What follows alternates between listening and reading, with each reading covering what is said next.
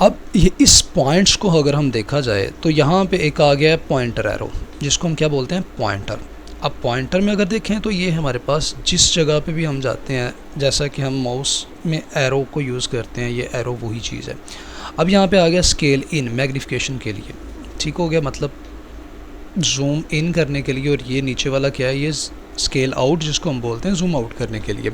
ये मोस्टली जो दोनों यूज़ होते हैं ये ग्राफ में यूज़ होते हैं। जब हम एक प्लॉट कर लेते हैं, ग्राफ प्लॉट करने के बाद हम दोनों को यूज़ कर सकते हैं, जूम इन और जूम आउट कर सकते हैं। ये वाला जो हमारे पास है ये स्क्रीन रीडर। अब इसमें क्या है, जहाँ पे भी ग्राफ बनता है उसको हम स्क्रीन रीड करने के काम आता है कि ग्राफ में किस पॉइंट पे, अगर कोई ग्राफ में किसी भी हिस्से में अगर हम देखते हैं तो यहाँ पे क्या है, यहाँ पे स्क्रीन उसका रीड किया जा सकता है। यहाँ से डाटा हाईलाइटर, यहाँ पे कोई भी डाटा है तो उसको हाईलाइट किया जा सकता है। ये वाला डाटा सिलेक्टर, इस एक रेंज से लेकर दूसरी रेंज तक कोई भी डाटा को सिलेक्ट करने के लिए हम इसको यूज़ करते हैं। ये वाला मोस्टली हम एक्टिव प्लॉट में सिलेक्शन के लिए यूज़ करते हैं। अब ये आ गया अनमास्क पॉइंट के लिए, जिस पॉइंट्स को हमने मास्क किया होता है या अनमास्क करने के लिए, ठीक हो गया।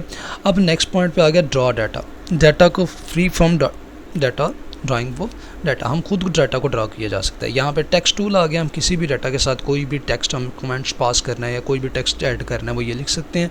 ये आ गया अनर्शन, इसमें क्या है, हम कोई भी वैल्यूज़ हैं उन पॉइंट्स को एग्जैक्ट फ़ौरन ही ये हमारे पास, अगर उसके ऊपर डबल क्लिक कर दें तो या क्लिक करके इंटर कर दें तो ये ऑटोमेटिकली उसकी वैल्यूज़ को वहाँ पे मेंशन कर देता है पूरे ग्राफ में। ये हमारे पास एरो टूल आ गया, इसमें एक लाइन होती है जिसमें पूरे का पूरा एरो बना होता है और ये हम अपनी वैल्यूज़ में किसी भी जगह को मेंशन करने के लिए एरो को यूज़ कर सकते हैं। और इसी तरह ये लाइन वाला आ गया, लाइन को सिंपली लाइन लगाने के लिए, स्ट्रेट लाइन करने के लिए। ये थे कुछ जो चीज़ें जो इम्पोर्टेंट थी हमारे पास, जो मोस्टली हम यूज़ करते हैं। नेक्स्ट पॉइंट पे आ गया हमारे पास, अगर हम देखा जाए तो यहाँ पे लगा लिखा हुआ है ये एक्स वाला पॉइंट है, ये वाई वाला और ये वाला जी वाला पॉइंट। यहाँ पे एक्स वाई जी इनका पॉइंट का मतलब मकसद क्या है कि यहाँ पे ये देखिए, ये एक्स एक्सिस पे, ये वाला वाई एक्सिस पे। अगर मैं इसको भी चेंज करना चाहूँ तो अगर इसको जी एक्सिस बनाना चाहूँ तो इसको मैं यहाँ पर जी बना सकता हूँ। इसका मतलब है एक्स वाई और जी, 3 एक्सिस पे मेरे पास ग्राफ बनेगा, ठीक हो गया, 3 डिमेंशन में बनेगा।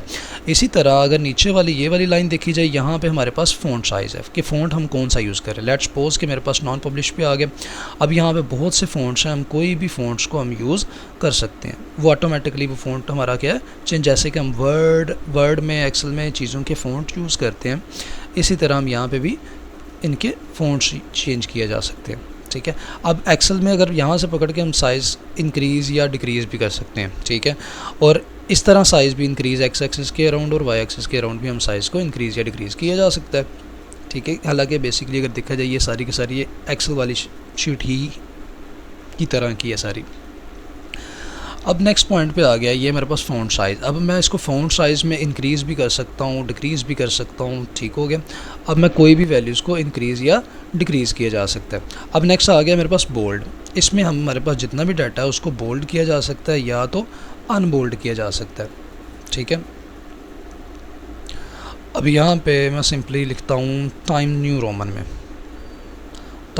में लिख दिया। ये मेरे पास डाटा टाइम न्यू रोमन में लिखा गया। अब यहाँ पे इसको मैं बोल्ड कर देता हूँ, ये बोल्ड भी हो गया, ठीक है। अगर अच्छे से दिखाता हूँ मैं आपको, ये देखिए अनबोल्ड और ये बोल्ड, ये इटैलिक आ गया, ये अंडरलाइन आ गई। हम कुछ भी किया जाता है यहाँ पे स्केयर, मतलब उनकी पावर्स लिखने के लिए यूज़ किया जाता है। ये सबस्क्रिप्ट के लिए, ये सुपरस्क्रिप्ट के लिए, और ये क्या है सुपर सबस्क्रिप्ट दोनों के लिए, मतलब पावर भी और बेस में दोनों वैल्यूज़ लिखी जा सकती हैं। अल्फ़ा बीटा ग्रीक लेटर के लिए जितनी भी ग्रीक वर्ड है उनके लिए यूज़ किया जा सकता है।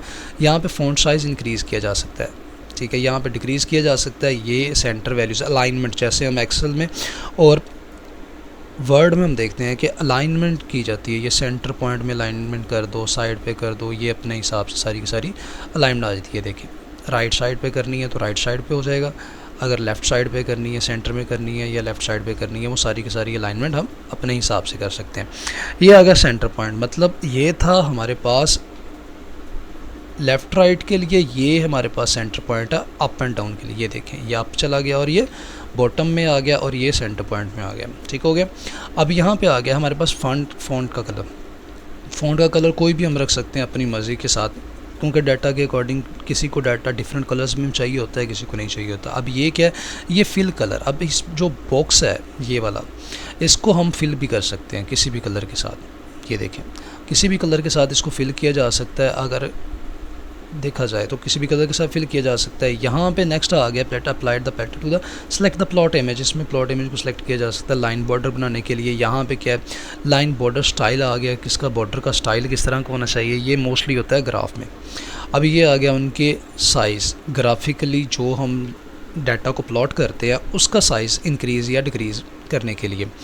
अब यहाँ पे देखा जाए, यहाँ पे भी वही चीज़ ही है। फिर यहाँ पे पैटर्न कलर आ गया, पैटर्न बनाना है, ये बॉर्डर लगाने हैं उन पे। जैसा कि ये देखो, इसके सेंटर में क्या है, बॉर्डर लग गए। ये चीज़ें एक्सेल में होती हैं। यहाँ पे मर्ज सेल, अब ये 2 सेल है, अगर मैं 2 सेल्स को मर्ज करना चाहता हूँ तो यहाँ पे हमारे पास मर्ज हो जाएंगे। ठीक हो गया। अब यहाँ पे इंपोर्ट, ये इनकी भी इतनी ज़रूरत नहीं है, तो हमें ज़्यादा ज़रूरत नहीं है। हमें जो मेन चीज़ें की ज़रूरत थी वो मैंने आपको सारी बता दी है। ठीक है।